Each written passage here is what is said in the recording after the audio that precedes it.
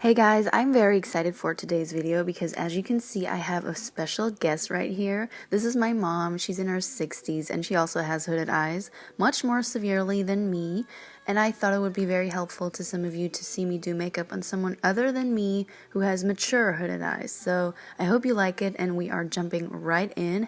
I'm priming my mom's eyelids with the tiniest bit of a base. You have to be careful not to apply too much because it can definitely age you, and if you already have textured, droopy lids, you don't want to emphasize that, so I'm using this super sparingly. Next, I'm using this matte orange shadow and I'm applying this above her crease but following the shape of her crease. You want to apply the shadow high enough so that you can see it with your eyes open, so I keep telling my mom to look at me so that I can check if the color placement is right. This orange is not going to be the dominant color in this look. It's just a base color that I will be building on top of, and it's going to give more dimension and help with blending later on. When I said I'm going to start with orange, my mom was like, "No, please!" Now for the lid color, this right here is what I get a lot of comments on. As you can see, my mom doesn't have any visible lid space because her hood completely covers it. And what I'm going to do in that case is I'm just applying the same color I used above the crease all over her eye. I have to lift my mom's skin up so that I can really get in there. This is something that may come with age, but some people are born with this eye shape and it's not a problem at all. You just have to adjust your eyeshadow technique to your eye shape and you're good. Next, I'm picking up a darker matte shade on a pencil brush and applying this on the outer part of her eyes, kind of in a V shape, but again bringing the shadow up above the actual crease so that it's visible with the eyes open. This is going to give the eyes more definition. My mom said the brush really tickles her eye, so whenever I went in with a brush on her eye, she really giggled.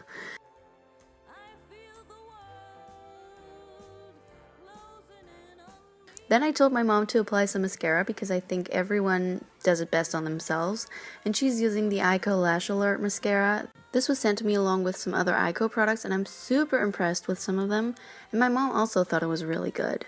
I know I've said it before, but mascara is super important, especially if you have hooded eyes, because long and full lashes help open up the eyes and make them appear less droopy.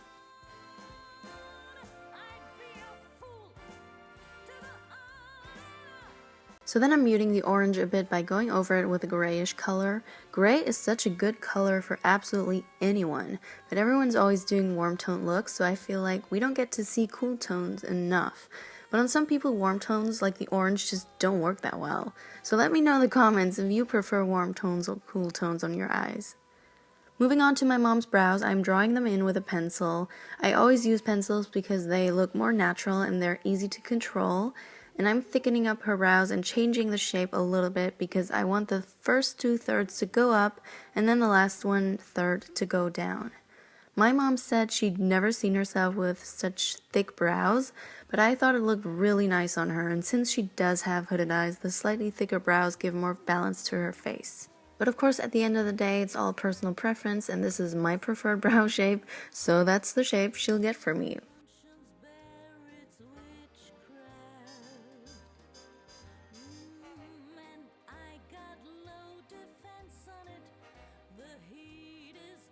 I'm also brushing out any brush strokes that came out too harsh because this pencil has a spoolie thing at the end, which is really handy. Then I wanted to tone down the eyeshadow a little bit, so I went in with a lighter eyeshadow to soften the overall look and to make sure the shadow is high enough, but not too high, because no one wants their eyeshadow to go all the way up to the brow because it gives you panda eyes. I'm then moving on to foundation. This one's by Catrice and it's actually the one my mom uses, but she got a little bit of a tan, so it's a little bit light for her at the moment, but we will bronze her up and all that, so it'll look fine at the end. This is a great foundation for more mature skin because it doesn't need to be set with a powder, but I will say that I find it does stick to dry patches, but I think this is best for people who have normal to oily skin. Also, I've been wanting to say that at the beginning, but I forgot. Sorry for my obnoxious fake tan hands. I wash my hands all the time, so my tan is worn off way more quickly on my hands than it has on my body. I know it's not cute, but let's try to look past it. Concealer makes a big difference. We all know and appreciate that, and the one I'm using on my mom is the NYX HD Concealer. This is really good because it has a lot of coverage, so you don't need to apply a ton, but it's not drying.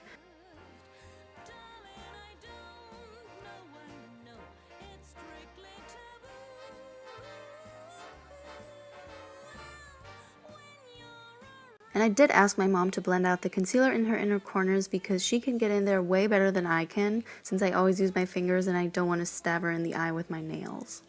Now to set all of this, I am using the RCMA No Color Powder. This is perfect for dry skin and also for mature skin because it sets very well, but it doesn't age you. Some powders make the face look really dry and wrinkly, but this one doesn't. If you've watched my previous videos, you know that I personally don't like to put foundation on the nose because I don't like it to look cakey. So I'm applying a little bit of concealer on my mom's nose and blending it out and then also setting it. Bronzing up the face can be more tricky on mature skin than on young skin because depending on how droopy and wrinkly the cheek area is, product can easily look patchy even though there is nothing wrong with the application or product. You can kind of see it here. I use this foundation, bronzer, and brush myself, and on me it looks fine, but on my mom the product kind of grabs onto certain areas more because of how her skin sags. I hope that makes any sense, but what I'm doing to counteract that a bit is I am pinching my brush and reapplying in the areas that seem to have less product on them, and I'm also using my fingers to do the same because that way I can exactly control where I want to add color. I also applied bronzer on the forehead so that our face looks balanced, and then I'm applying a pinky blush with a little bit of shimmer to the apples of the cheeks.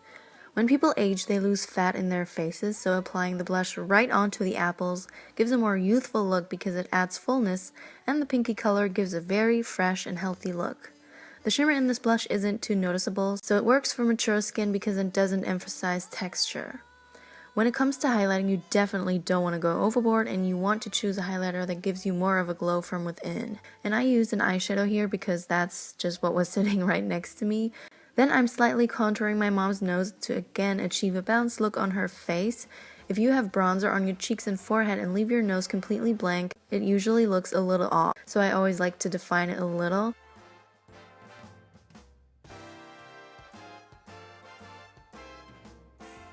And then I'm also defining her jawline to give the face more structure and tie everything together.